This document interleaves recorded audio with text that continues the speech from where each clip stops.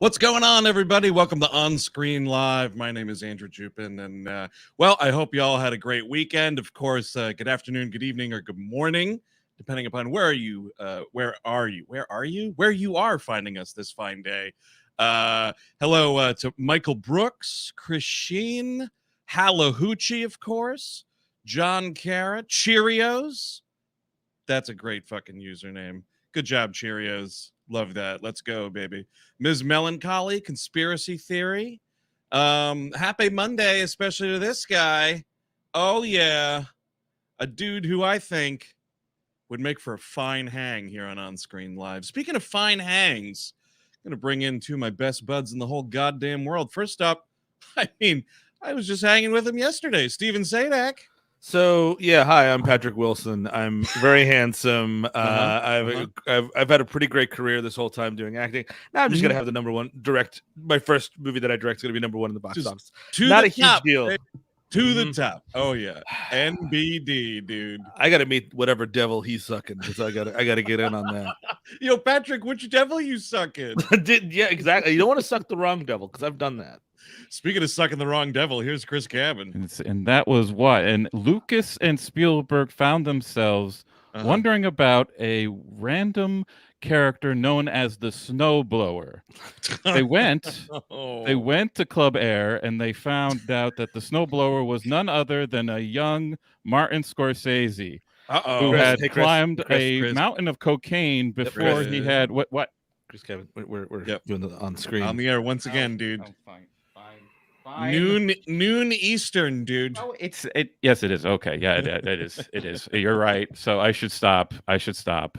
What's going on, buddy? What was that? Easy Rider? What the fuck? Raging Bull. That's Peter Bastian's famous, book about the beginning of New Hollywood, end of New Hollywood into Lucas Spielberg aging into the 80s and 90s. It's a great book. If anybody wants to hear it, read it. Jesus. I went to when I was in LA. When we were in LA, I saw Raging Bull by myself, and it's I guess I didn't notice it, but the first time I'd seen it, probably the second time I ever saw it, it takes place in the neighborhood I grew up, which is kind of disconcerting. Yeah, Pelham Parkway in the Bronx, exactly. Yeah. It's like the rare of Pelham Parkway appearance, and it's like, yeah, that's where all this Italian American emotional abuse is happening. I'm like, did you ever go to that pool, Steve? No, I don't know where the hell that pool is. Was that any of it on location? I mean, no, some of the streets you could definitely tell where it was like kind of where I grew up. Like when they're out, when he's chasing him in the street, you're like, that's kind of where that is. Oh, that's cool. The pool, I wouldn't be surprised if it was like Yonkers or something. Condemned. You think it's probably Condemned? I would imagine either in Yonkers or Condemned or both. That's awesome, though. I got to go back to that. I got the Criterion 4K sitting around the homestead for a while. But, that movie in its time did some decent business, but it's time for us to take a look at what did what over the weekend at the American box office, such as it was. This is highest gross.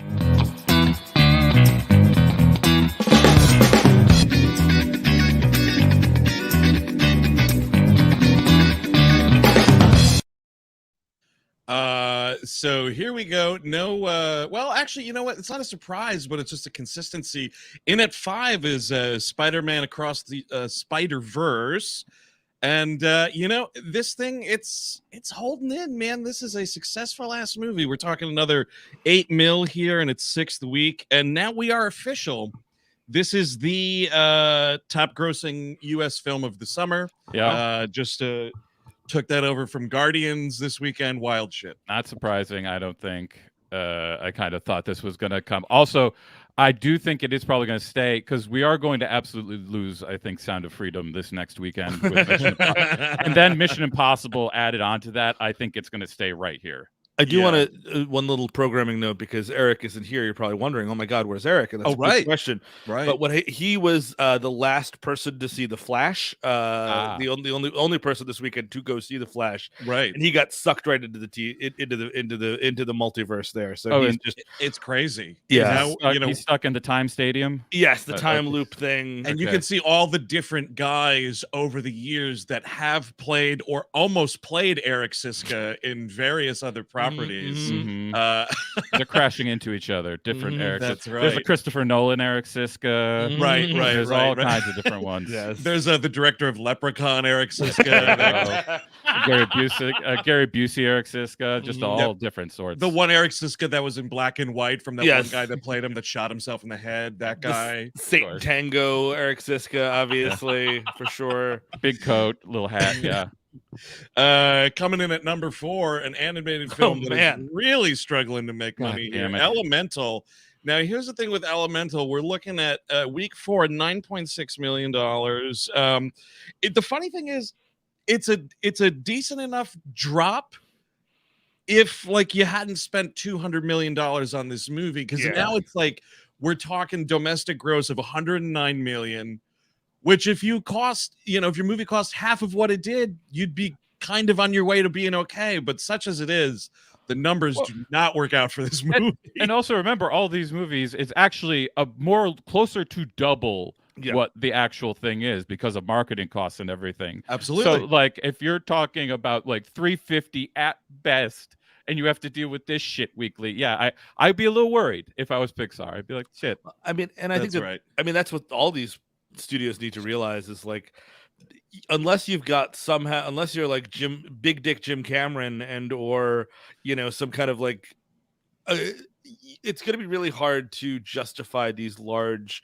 box the large budgets. Yeah, exactly. It's going to be really really difficult to do that going forward as everything has sort of changed. You know what I mean? Like that's and I can almost buy it for Indiana Jones because of the star power involved. I have such a difficult time looking at Elemental and being like $200 million. For Are you sure? It's Are nuts. I mean, sure. Spider-Man, this one that's out at number 5, costs literally almost half of it. Yeah. All of those Universal's Illumination movies, like they don't cost this much. Like I don't know what is going on at the House of the Mouse, but you got to get that fucking wallet in line, man. It's bonkers. Does the fire look especially interesting or something? I don't know. I don't get it. I don't get what the fuck this is supposed to be. Want talking fire? Oh, that's gonna cost you. I'm sorry. Oh, whoa! Talking fire and talking water. Oh my! You better be able to spend $200 million on this movie. Oh, you can. Oh, okay. That has never been done before, ever. Talking fire. Is it what? Howl's Moving Cat? I've never heard of that. I've never heard of that. So let me check. You are talking water, talking fire, talking ground, and talking sky. Plus, no real stars in it. Okay, back of the napkin, $200 million. Okay, because this money, whatever is being chopped off the top, is definitely not going to the mafia like it should. That's it's going to somebody else, a darker source, I would say, likely. Hey, speaking of darker sources, man, in at number 3, the QAnon-orama. Wow, Sound of Freedom. Yeah, starring Jim Jumpin' Jesus Caviezel. Who's the other guy holding the baby? Or are they both Jim Caviezel? Is it I don't think so. Okay. You don't. So I saw this with my friend Cameron. Oh, really? Yeah, my good friend Cameron. So you were part of this $18.2 million. You and Cameron. Yes, me and Cameron. And I got not only Jim Caviezel. That's right. Cameron Rippey is his friend's name. Is Cameron? Cameron Rippey, of course. Cameron Rippey. He's a nice guy. Hung like a horse too. Yeah. You've all hung out with him as well.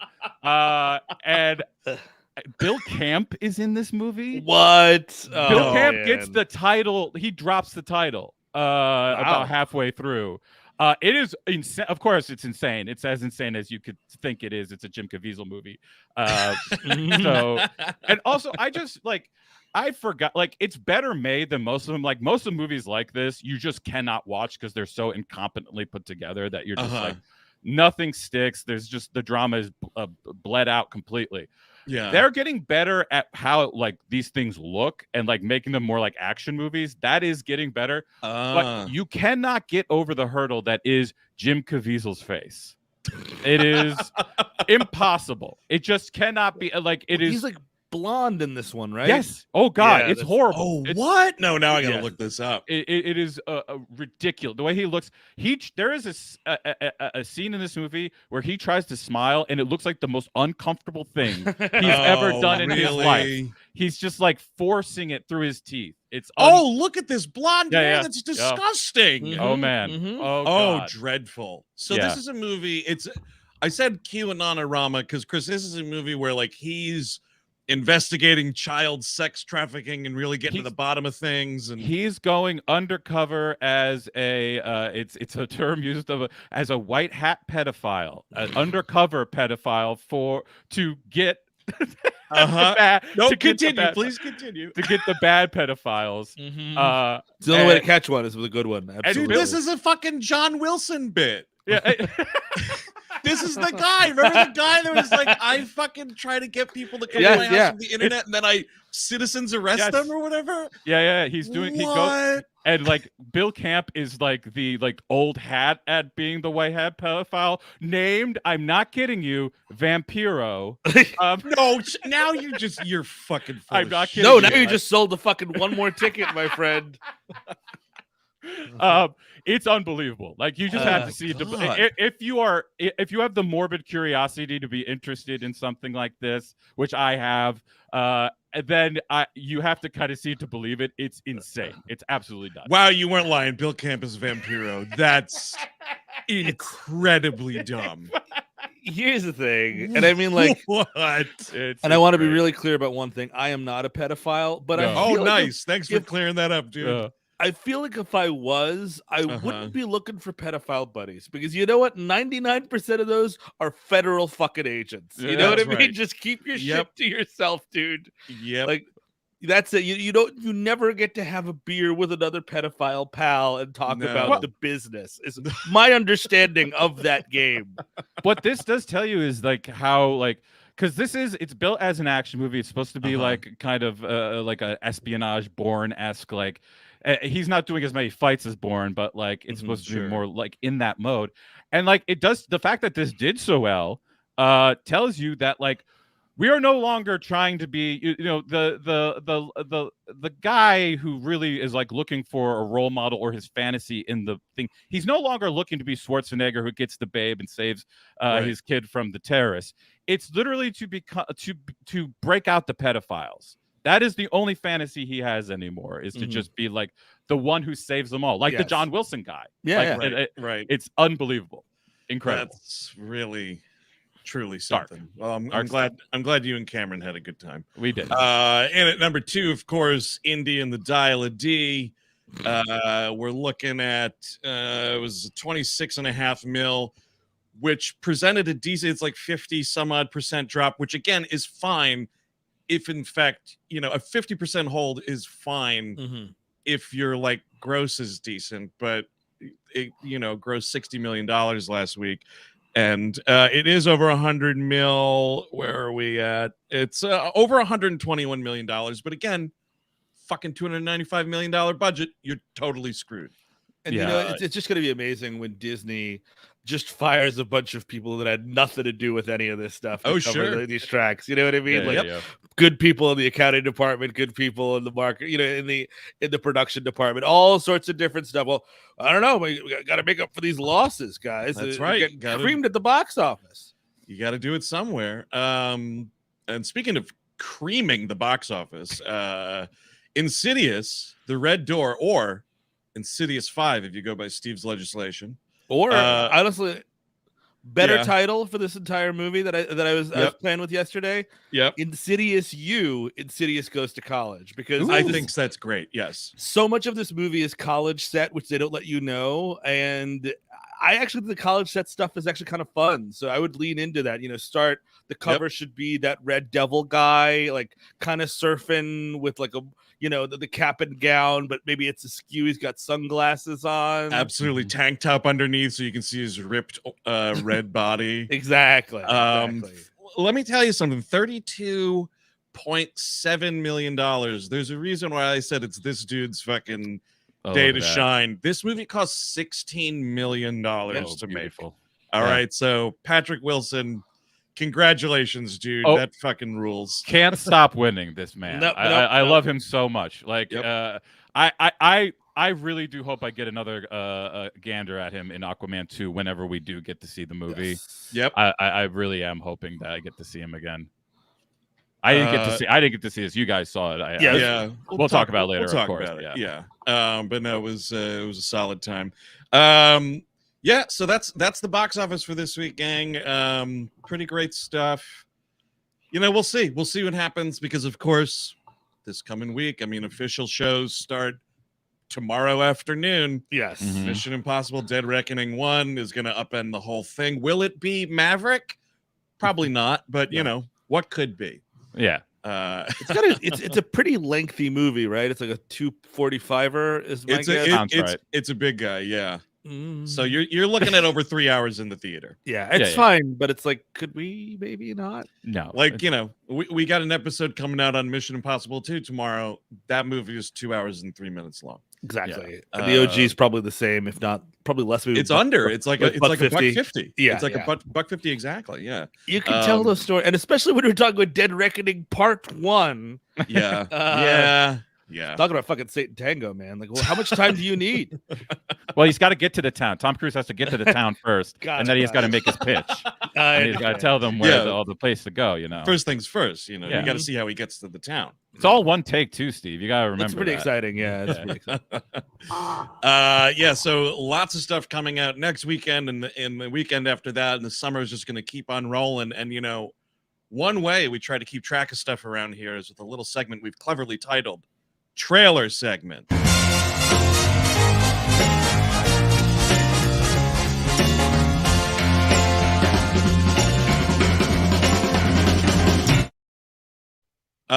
So here we go. As always, folks, if you're watching along in the show description here on YouTube, I have all three trailers we're going to take a look at today. Pretty big movies this week on all three fronts. So up first, the second trailer to Dune Part 2. Want to take a look at this because it sort of fleshes out the Part 2-ness of the story a little more, I think. But fellas, you ready for this? Yes, sir. On your end there? This will be my first time seeing all three of these trailers, FYI. Oh, yeah, excellent. It's one of the rare times when these are three movies that could all be very good. Mm-hmm. I don't think we usually do that. No. One of them is going to be a dud usually. This one, you might actually get three good movies here. Yeah, you'd be hard-pressed to see what would be like the worst of these. I don't know, but up first, yes, coming 11/3 from Warner Brothers, Denis Villeneuve's Dune Part 2. We're going to start this sucker up in 3, 2, 1, go. Oh, they got the haze too, huh? Yeah, oh yeah. Yeah, it's our forest fire haze. Oh, there's that Batista. Oh, yeah. Yeah. Burn those bodies. Uh-oh. This is also, I just heard, I think they're talking like 3:15. Oh, yeah, that runtime. Looking like we're gonna have some bludgeonings here. I'm liking that. I like that. I like some bludgeonings. Yeah, we're getting much more war in this one. It just looks so goddamn good. It's just pretty cool, man. I love these breathable septum rings they got going. Oh yeah, dude. So you can breathe on the planet and go to the punk rock show. Oh yes. Oh, there he is. Hell yeah, Gurney Halleck back. I'm surprised. I thought those Harkonnens were brutal. Oh yeah. Gonna be way more Bardem in this movie too.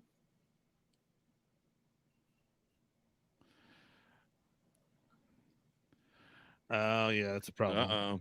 Hate when that happens. What if I turn into a worm, Bernie? Come on. What if that were to happen?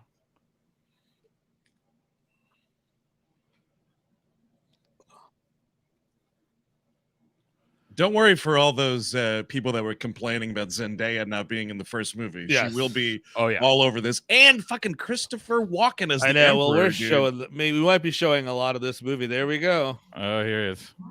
Austin Butler.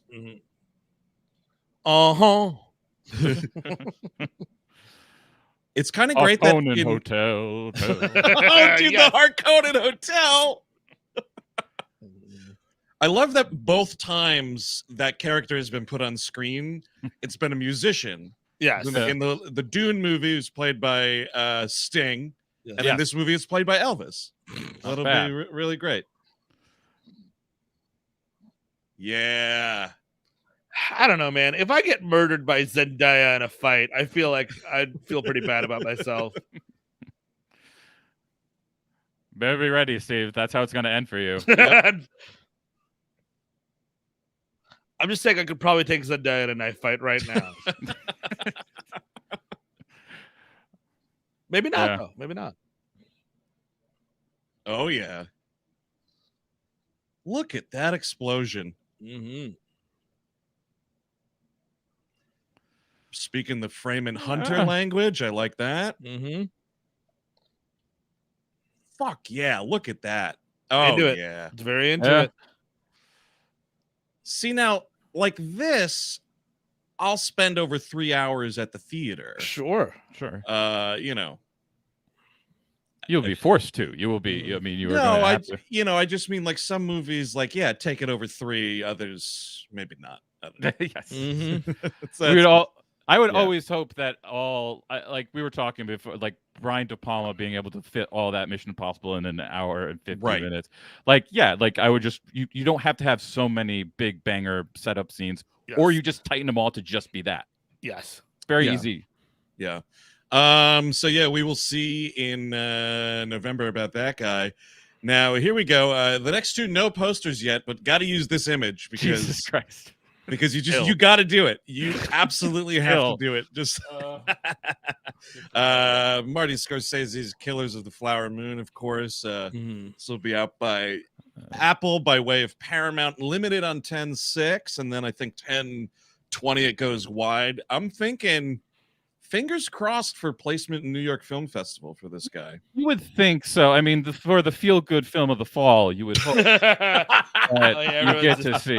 Everyone's going to feel real warm and fuzzy after this one. Yeah. Well, I mean, the release dates line up almost exactly the same as The Irishman, and we had that at New York Film Festival in 2019, or whenever the hell that was. Was that 2019? Yeah. Yes, that sounds right. Another chuckle fest, The Irishman. Yeah. Oh, yeah, just a laugh fucking riot, dude. No doubt life, about it. One of those films that reminds you that life is worth living, of course.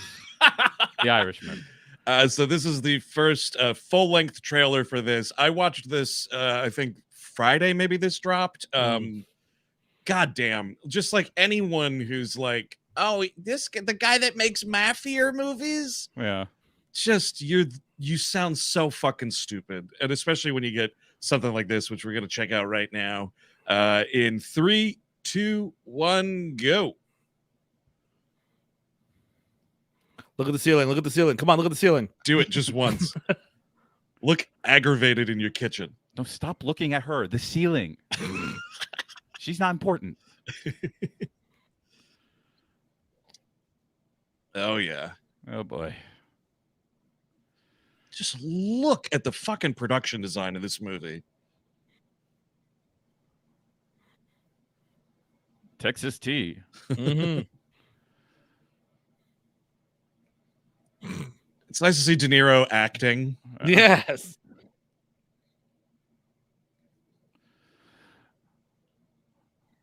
Oh, yeah. You see, all this is mafia, of course. This is all the mafia as well. These are mafias. Look, I think Leo's in the mafia in this movie. Also her as well, I believe, to be a mafia. Oh, no. Yeah, Lily Gladstone definitely in the mafia. Yeah, of course. Oh, see, because people got shot, so it's the mafia, you see. Yes, of course. There's guns. There has to be a mafia. From every time I could remember, I always wanted to commit genocide. Kinda. Yeah, no, yeah, oh yeah. Kinda. I'm loving this song too. I can't believe Lily Gladstone considered leaving acting, by the way. Yeah. I mean, it tells you, it's probably not very rewarding outside of getting these. I totally get it, but she's just fucking great. Oh, yeah. Oh, yeah. Jesse! This is great. See who's doing it. God damn, that's good delivery. Frasier, there he is. Mhm. Blink and you miss him, but he's there. I appreciate how doughy every white man is in this movie. It's Oh, yeah. Big dough time. It's a very specific choice.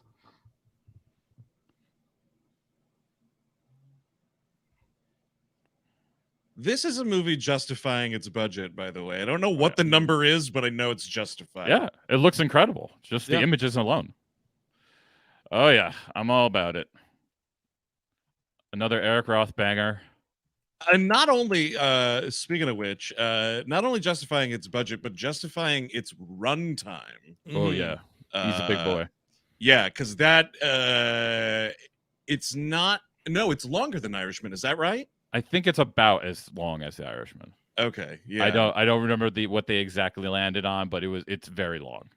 All right, so Killers of the Flower Moon is some sort of cursory Google search here. No idea if this is confirmed, but this says $200 million. And this is $200 million seemingly well spent. Yeah, I can see it. I don't see any talking fire. I don't see any talking fire. Great point, Steve. Maybe that's they got to save something for the movie, man. That's so a maybe good point.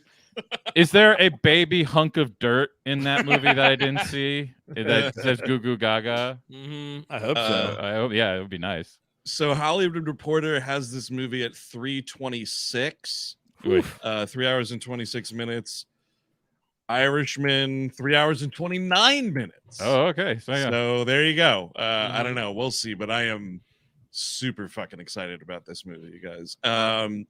Another thing that we should all be super excited about, just for like the idea of it, and then we'll see what happens with the movie. But as we've learned, never discount Rotten Ridden. Again, no poster here. So here's Joaquin looking hungover as Napoleon in Ridley Scott's Napoleon. Now I'm correct. He's not Joker Napoleon. It's just normal Napoleon. Just normal I think it's just Napoleon. normal Napoleon. Yeah. Okay. I think that's leaving money on the table. I'll be honest. If you is Lady Gaga in this one, or is she? I think she's in both, actually. Okay, good. Yeah. Napoleon, Folie à Deux, and Napoleon. I believe she plays a horse in Napoleon, and then she is a Harley Quinn or a Harley Quinn-esque person in Joker too. You want to know how I got this hat? And I understand. Yes, actually, I would like to know. Yeah, I understand that's not the right Joker, but I couldn't tell you a fucking thing that guy says in that movie. No. So no, it's over. Yeah, that was the joke you got. Vaporized. Or another one. He's the Emperor of France, and you're laughing. There you go. That's a little something. That's better. I like that one. Yeah. So this is Apple by way of Sony this time. Wide on 11/22. Gotta hand it to Apple, man. You are going to big companies to put these movies out on a lot of screens and spending money on stuff. Well done with these distribution partnerships. Wake the fuck up, Netflix. It would be nice. So here is Napoleon. The official trailer was just dropped this morning, by the way. So this is like, it's hot off the presses, you guys. Yes. Those themes. Here we go. And I think, Chris Cabin, this may be a trailer for the trailer. So just gird your loins, my friend. For God's sake. I know how upset you get. So for Napoleon's sake. God damn it. All right. Napoleon in 3, 2, 1, go. Yeah. Yep. Yeah. Shut up. Trailer starts now. Well, no shit. Thank you. God damn it. Okay. Liking some size. I'm seeing some size here. Oh, yeah. Oh, get ready for it. Boom.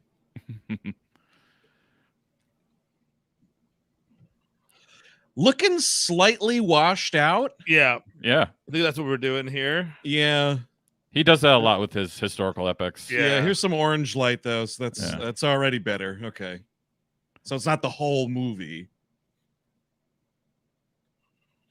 You know, the Martian making that list, huh?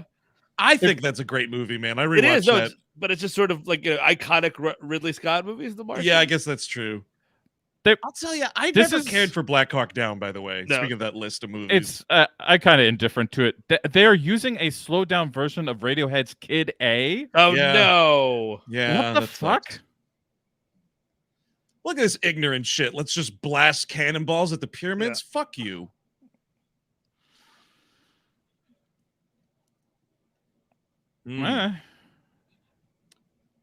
Who was that guy saying that? He looked kind I of have familiar. no idea. All right. Hey, Okay. hey. Look at this costuming.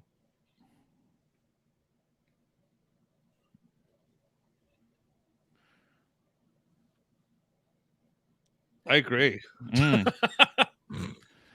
Getting it on under that Oh, table. he is a lover, all right. Tiny lover, dude. Yeah, I just feel like we need a shorter man, possibly. I'm How curious tall is Joaquin?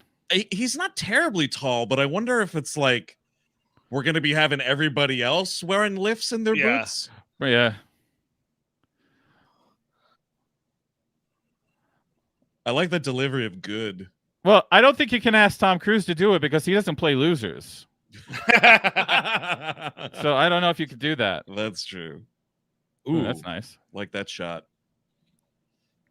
There we go. Love this dubstep Napoleon at the end of that movie. Huh? Napoleon, obviously a big fan of EDM and dubstep. A rave head, really. Yeah, all I can say is I sincerely hope that's like a marketing department thing and we're not getting music box covers or Radiohead in the movie. Yeah, usually not. Better not. I mean, like, if you're going to do it really bold and do like what Marie Antoinette did, like, I think that's interesting. Like, but yeah, if you're just doing it to have like slow, creepy songs, it's sure nothing. And also, like, Rotten Rid is not going to make a movie like Marie Antoinette. No, I would doubt that. I would really doubt that. So we'll see what's what this fall, folks. But that's those movies all come out within like 2 months of each other. It's going to be a busy, crowded fall. Yeah, it seems like unless one of them is a disaster, those are 3 Best Picture noms too. Yeah, Eric's not here, so I have to say you may see them on Hollywood's biggest night. You may very well see them there, ready to go with Rotten Rid, ready to take the fucking crown. Just an FYI, just coming in from the chat, looks like I am shorter than Napoleon. Excellent. That's good news. Look at this. 5'6". Yeah, that's Joaquin. I wish. Okay. I don't know, man. Like, I feel like he might be padding the stats there. You know, like, Whew. Oh yeah, Napoleon himself. Put me down as 5'6". You're like, 5'6" Napoleon. Okay, whatever. You're only gonna be happy if Danny DeVito plays Napoleon. Yes. Oh man. I played that country like a hop from hell. That might actually be a joke in Get Shorty. He might be playing. Yeah. I think there might be a poster for Napoleon. I would have loved it. Yeah, back in the day. Danny's old now. Danny's right. Hoffa era. Yeah. Yes. Oh yeah. So there we go, gang. We will see. This weekend, a couple of us went to the movies to see the #1 film in the country, Insidious: The Red Door. That was me and Steve. Steve, now you had seen which of the movies before we went into it? I only saw one, and I liked one. One was like, kind of an important movie for me, only because I always despised James Wan before that movie, and then I'm like, oh wow, James Wan's really good. This is a really cool horror movie. Yeah, and it flipped me from then on. Like I'm like, okay, I'm down for James Wan, and I've been proven pretty much right. And it's kind of a weird, like, because that's his career just turns on that movie, like literally. It's a fulcrum because he did Dead Silence before that, which is dog shit. Oh yeah, I don't care for that one. And Saw, I mean the Saw stuff. His involvement in the Saw films. So, but that movie came out. I'm like, oh, that's cool. And then I think I meant to watch the sequel that I didn't. And then it just was like, how many are they releasing? And then for whatever reason, this movie came out this weekend. I wanted to see something for the show. I didn't know it was going to be #1 at the box office. Right. And I know that you guys talked about Indie last week. So I'll go see this new one, and I was excited about it. Yeah, totally. I mean, I got ready for this movie. I watched all 4 over the weekend. The first 3 I had. You were ready for Freddy. I was totally ready for Freddy, and then I was like, "Uh-oh, that's the Insidious monster. It's not Freddy at all. I watched all the wrong movies." No, I had seen 1 through 3.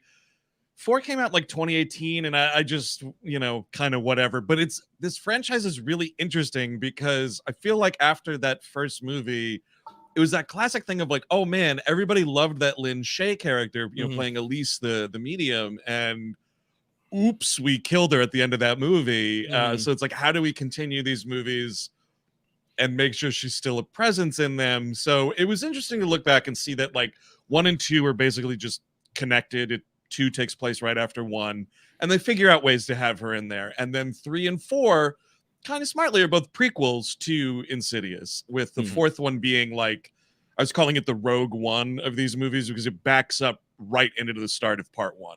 But this movie, Insidious: The Red Door, is the first direct sequel to part 2. And I gotta say, you know, I had a good time, some decent scares. I do think, him just like full on Insidious that would have been kind of great. I mean, and then like maybe Patrick Wilson's character is staying a little closer to the college, because part of the movie is like, you know, it starts with like he drops the kid off at school. Ty Simpkins. Ty Simpkins again playing the son, which was cool. But it's like a days long road trip. So then Patrick Wilson goes home, and for most of the movie, they're like geographically like disconnected, which means like Patrick Wilson's in it a little less, not as much, but there's less like interaction between them.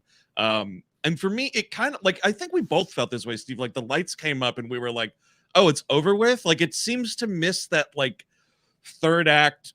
Now there's a bit more trouble. Yes. Yeah, I mean, I enjoyed the movie a lot. I think that there was, I just think that like I like the idea of that other realm. I do think that Wilson, and I think he does a very good job at directing this movie, but you could tell he wasn't terribly inventive in the further realm to me. You know what I mean? Like, and that's it something just is what it is. Yeah. It's what you've seen before, which I get, because like it's a sequel, but maybe you want to push that a little bit visually. Yeah. There's some cool shots in the movie. Not to say that he's like a lame duck director or anything like that, but I kind of wanted a little bit more there. And there's some cool stuff about like this thing following him in the real world on the college campus. Again, like I said, is where it kind of gets cool. And then we kind of keep going back to the other part of the movie, if I may, is sort of like the audience is way ahead of the characters for a lot of it, because like there's like some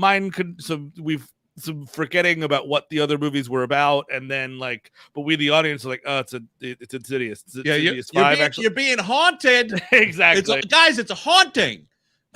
So a little bit of that. I mean, I think it's totally worth renting if you're a fan of these movies. I think that there are enough scares to keep it kind of worth it, and I do think it's well crafted enough, and you do get lucky with Ty Simpkins, because sometimes you can recast, you have to recast that kid because the kid actor just doesn't age well. He aged into a pretty good like adult-ish actor, you know. No, I was really invested in all the college stuff. I want to get just real quick, because we should always have, and I got something I got fill some time. Also in this movie, and I don't think I've ever told the story on air, Angus Sampson reprising his role for like a hot second. Tucker, one of the what do you call it there? The two ghosts, the paranormal investigator guy. Him and Lee Whannell. Lee Whannell's the other one. He's this big Australian dude who I met at a bar in Los Angeles last year around Thanksgiving time. My wife and I are just like, oh, we'll just go to this fun little bar, and it's kind of a dingy bar, which we like. And I'm like, oh, cool. I can get like a fucking banquet beer. I'll have a couple of these. Hell yeah. And then all of a sudden they start doing karaoke, and we're like, we should get out of here. I don't want to do karaoke. But somehow it turned into, we were all doing karaoke, like, oh wow, multiple times. And this dude, Angus Sampson, and his crew roll in, and I'm like, that's something. And he's just I was hammered. He was getting hammered at the other side of the bar. And what with being Australian? And hilariously, like, there was somebody's birthday was happening. So everyone was like, happy birthday, Kelly. Happy birthday, Kelly. This one's for you. So I'm kind of a drunken jerk. So I'm like, happy birthday, Kelly. I got a song for you. And I sing my song. Well, wait. What was the song? Come on. I don't even remember. It's probably before shit. Sure. But I go to the bathroom, and he's in there. And he's like, all right, mate, it's your birthday, isn't it? And I'm like, well, no, it's not. I said happy birthday to somebody else. A person I don't know. Exactly. By the way, I was being a drunk jerk. Sorry. No, I was being a drunk jerk. That's exactly. Oh, man. He's like, it's great out there, isn't it? I'm like, it sure is, Angus Sampson. I liked you in Fargo season 2. Talk to you soon. That's awesome. No, I wanted to pull up the woman who plays Ty Simpkins' like college buddy / roommate. Yes. Her name is Sinclair Daniel. Kind of like her first real big thing. She did some TV. She's incredibly entertaining in the movie. Yes. It was a nice, like, she brought a little bit of lightness to the movie. Yes. You know, because she is comic relief's kind of wrong, but like her basically, like, it's a character whose life hasn't been ruined by the Insidious monsters, so she's still like a little more upbeat and whatever. And she also knows she's an Insidious 5, which I think some people would benefit from knowing you're in Insidious 5. You know who kind of didn't know she was in Insidious 5, not for nothing, was Hiyama Boss, who plays the art professor who, you know, she was Marcia in Succession. That was kind of what most people know her for. Oh, okay. Yeah, she was Logan's second ex-wife. She's in a completely different movie. It's not distracting, but it was like, you're a scotch too serious for Insidious like the Red Door. Art school cliche, like, I'm the serious teacher. Tear up your work. We have to break you down before we build you back up. And I'm like, not in a freshman art seminar, by the way. You are fucking doing figure drawing every fucking week. How about that? Yeah. So that was kind of weird. But, you know, I'll say that, you know, the one thing just about you know, you said like rent it. I would say the vibe in the theater was pretty good. People were having a good time. So, like, if you want that, like, communal horror thing, like, this movie will still bring it, you know, because there was a decent amount of eeriness afoot in the movie, a lot of good scares, and not, like, cheap shit jump scares, like, things that, like, what this franchise, I think, on the whole is really good at, for the most part, is using shot composition for scares. So like you'll be just looking at a shot and the actor's doing something in the foreground and like you don't notice there's like a person standing off to the side or something, and like it's not always even acknowledged immediately, and that kind of shit I always think is really, really scary, and it does that again in this movie.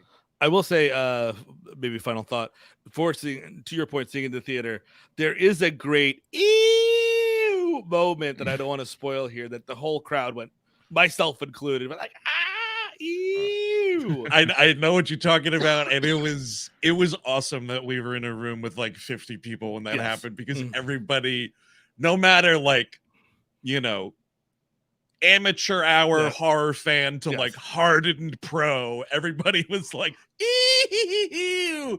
We all got real Willie Scott in that moment, and it was a ton of fun. So like, yeah, you know, I would go check it out. It would be interesting to see what kind of legs this movie has. You know, I mean, the thing that's like, it's going to be what it's going to be. Of course, like we mentioned at the top, like Tom Cruise is coming into theaters this week, so this will get knocked a lot, and maybe, you know, then it does find more of a life on VOD. But like, check it out. I was actually, you know, kind of now doing the whole like full franchise rewatch into this one.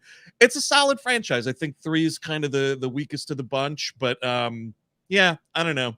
And not to spoil anything, you do get a tiny bit of Lynn Shay in this movie, and it's always nice to see her because she's fucking great, and she really does carry those other movies, especially the first one. The boss's sister, huh? Great. Yeah, always.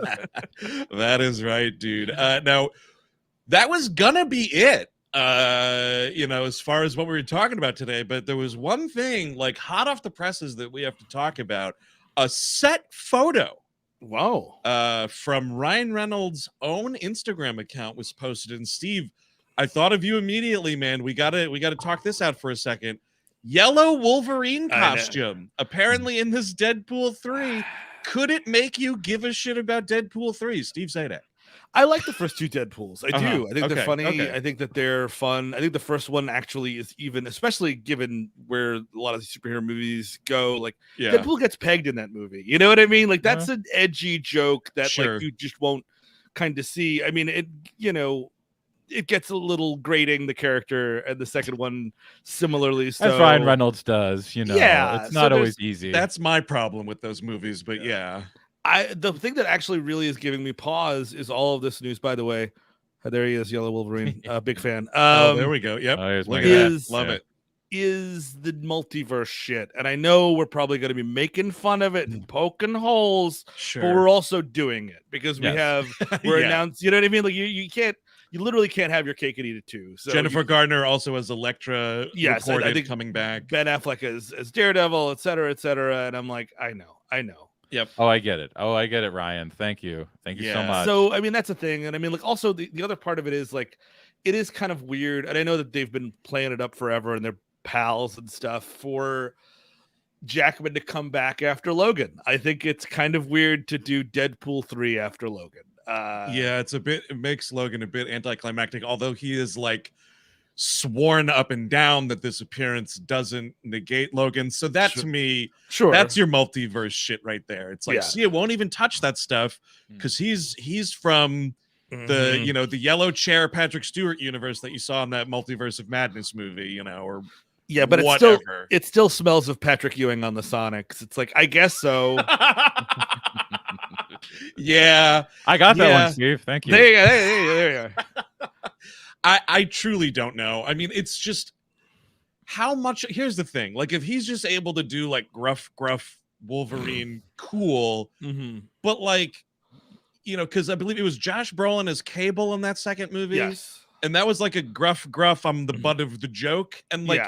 If you just do that for this movie, you're kind of doing it with a even more beloved character and like an actor who did it. I mean, I know shade against Brolin. Like, I think he's fine in that movie, but like, he just wound up being the butt of a lot of stuff. And if this is like, he's playing it really serious and he's getting dumped on by Deadpool, okay. But then like the inverse of that is also worse, which is like, if he's like openly funny in a lot of it. So I don't know which I would prefer to see when this movie comes on screen. I just don't think, like, I'm always suspicious of this stuff because you make the movie is now more about the stories that have been reported about it. Yep. Yeah. Like I have to see it because the fucking yellow suit's in it.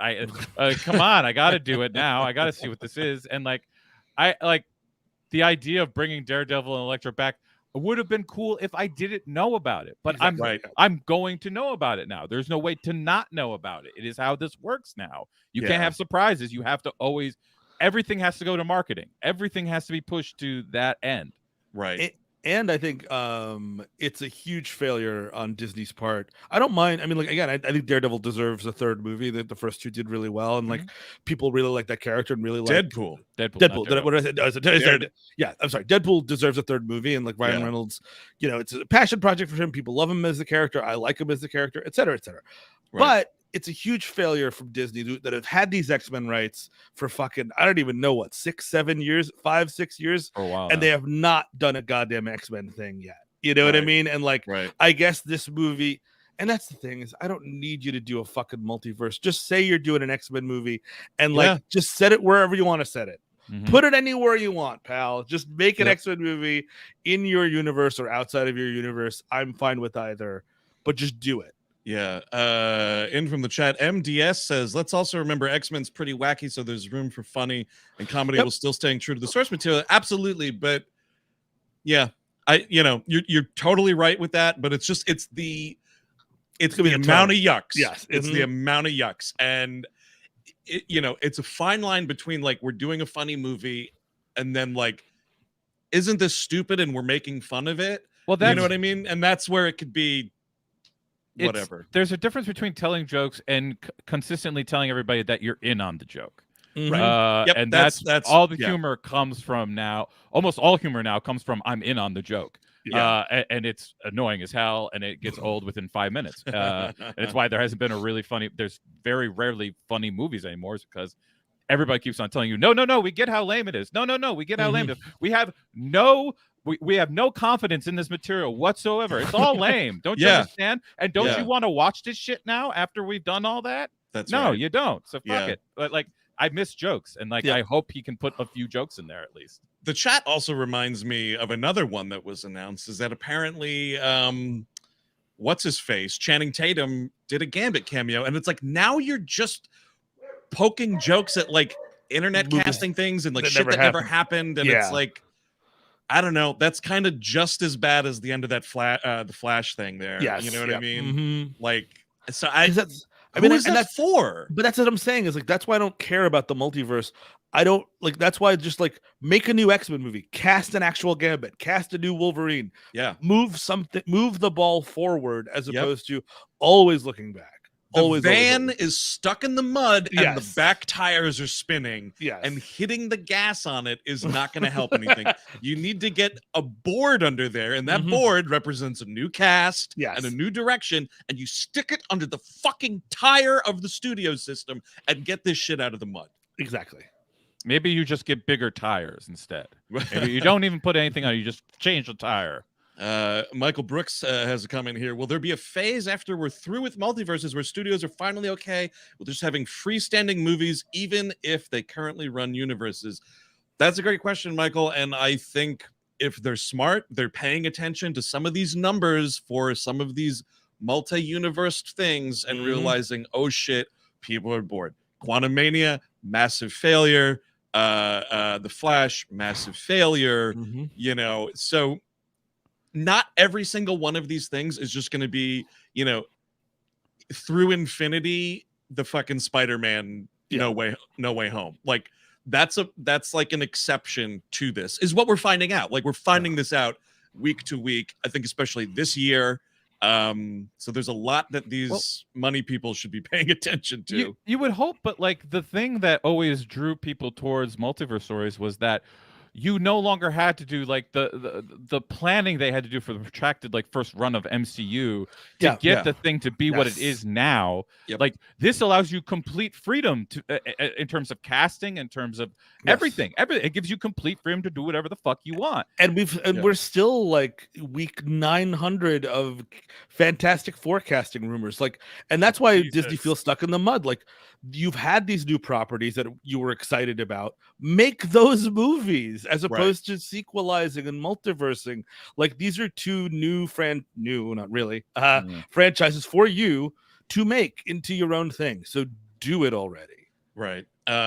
Someone asked, wasn't Doctor Strange 2 didn't it do well? It did. I think that was before you saw these cracks in the foundation. I think that, if anything, probably started some of that. You know, to whoever in the chat said that. Sorry, Greg here. So I put his comment up. I also do think the Raimi being in charge of it did give it some it did. There was some juice. Motivated. That's why I saw it in the theater. And a lot of those cameos and multiverse stuff were more on the fun you've never seen this side, which is like Anson. Well, Anson Mount was whatever, but was I mean, that like a show. It was a show for a hot second. Okay, you have what do you call it there? Jean-Luc Picard in the actual multiverse, or Christopher Pike and Jean-Luc Picard in the same scene in the MCU. You know what I mean? Like these are characters. You have like the other Captain Marvel gets to be Captain Marvel. Like all that stuff was like kind of like, oh, what if more on the what if spectrum as opposed to remember that spectrum, which is I think which is what I would prefer in the multiverse world. And of course John Krasinski as Mr. Fantastic, which but you know what I mean, like at least I hadn't seen that before. Right, that's very true. This is a very funny way to put this. I'm going to put up Monica Carrillo's comment here. Channing Tatum got blue balled. I think they might mean blackballed, but blue balled is very funny. I think blue balled is correct because actually he was ready to come into that movie, and then they kept saying it was happening just another year, and then like the rights changed and everything got fucked. Yeah, I just love putting it that way.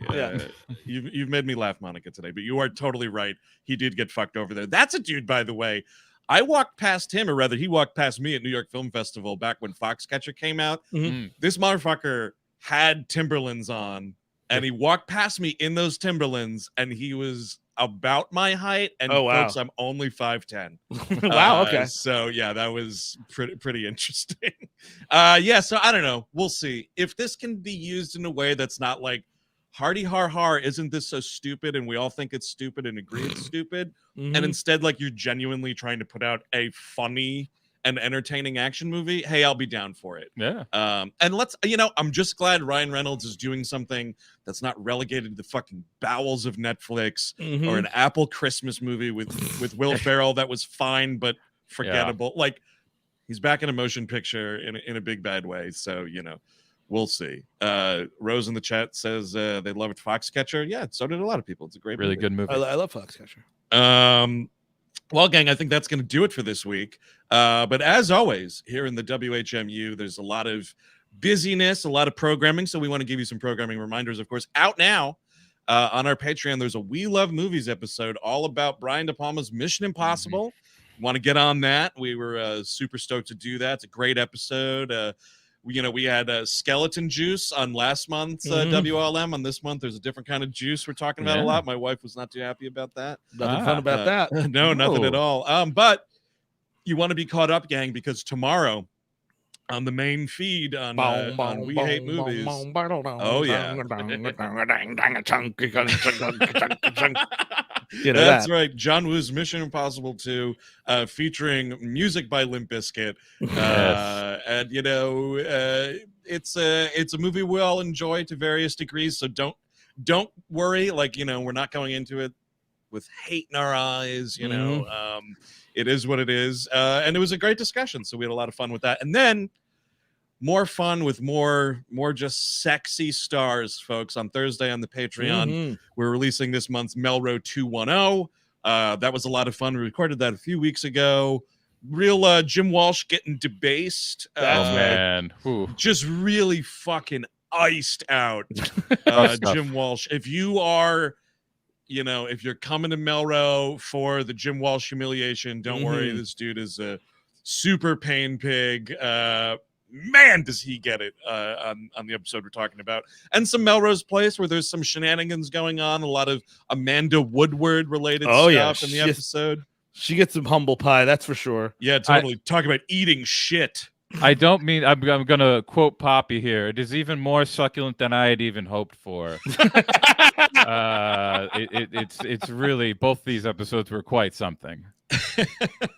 So patreon.com/We Hate Movies for those bonus things, and everywhere you get your pods for We Hate Movies episode on Mission Impossible 2, which will be out tomorrow, and gonna go work on editing that so it can be out on time. But as always, gang, thanks for tuning in to On Screen Live. We'll be back next week, bigger and better than ever, at noon Eastern here on our YouTube channel. Be sure you like and subscribe. We would very much appreciate it. Tell your friends. We have a lot of fun here every Monday, including all of y'all in the chat. It's been great getting some of your input as well. And until next Monday, I've been Andrew Jupin, Steven Sadak, Chris Cabin. Have a good week, folks. Bye-bye.